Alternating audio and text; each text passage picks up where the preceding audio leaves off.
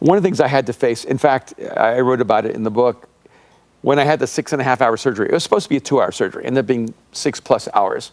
They put me in my hospital room around 9 p.m. I woke up at midnight, 3 hours later. I woke up, my wife Kim, who was sitting in the chair next to me, and she was panicking when I woke her up because she thought there was something wrong. And I said, no, I'm going to get up and walk. And Kim said, you're not getting up and walking. You just put her through so much. She knew what she was getting into. We've been married 35 years. And she goes, you're not getting up and walking. I said, no, I'm getting up and I'm walking. And so she snitches and calls the nurse. And the nurse comes in. She goes, can I help you? And my wife's like, he wants to walk. Tell me he cannot get up and walk. And the nurse says, you cannot get up and walk. And I said, no, I'm going to get up and I'm going to walk. And the nurse says, sir, you cannot get up and walk. My wife's panicking, going, you cannot get up and walk. And I looked at the nurse and I said, can I actually do any damage to myself if I get up and walk? And she said, well, no, technically no. I said, then I'm going to get up and I'm going to walk. And she said, well, then if you're going to do that, let me get you some painkillers first, because it's going to be pretty painful.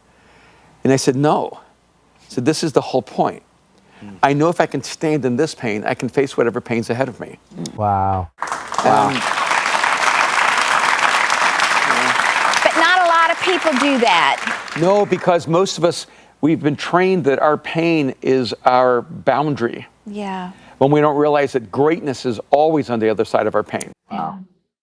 And in any endeavor in life, whether it's in sports or in marriage or in physical recovery, if the amount of pain you're able to endure will determine the amount of strength you'll have on the other side of it.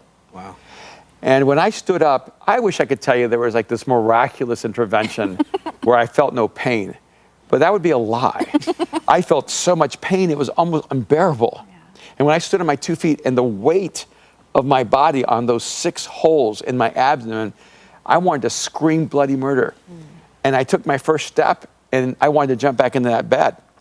But I took a second step and a third step and a fourth step, and then to their surprise, I walked out of the room down the hallway. And 3 hours later, I did it again. I woke myself up and I walked further. And then at 8 in the morning or so, when there was a nursing shift and my wife went to get coffee, I got up out of that bed.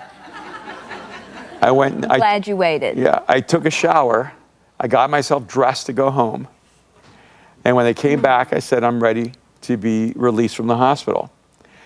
And they said, well, you have to at least eat 1 meal here. And I said, no, that is torture. No, that's a pain I don't know if I can bear. And I went home that day. And I can tell you the reason I was on a basketball court in 3 weeks and the reason I was back in full swing within weeks was not because I have a supernatural capacity. It was because I was willing to bear more pain than most people are willing to take. I learned early on in my life that fear will limit you, that pain will limit you, and that failure will limit you. You have to understand that your future is on the other side of your failure, that your freedom is on the other side of your pain, and that your greatness is on the other side of your fears. Wow.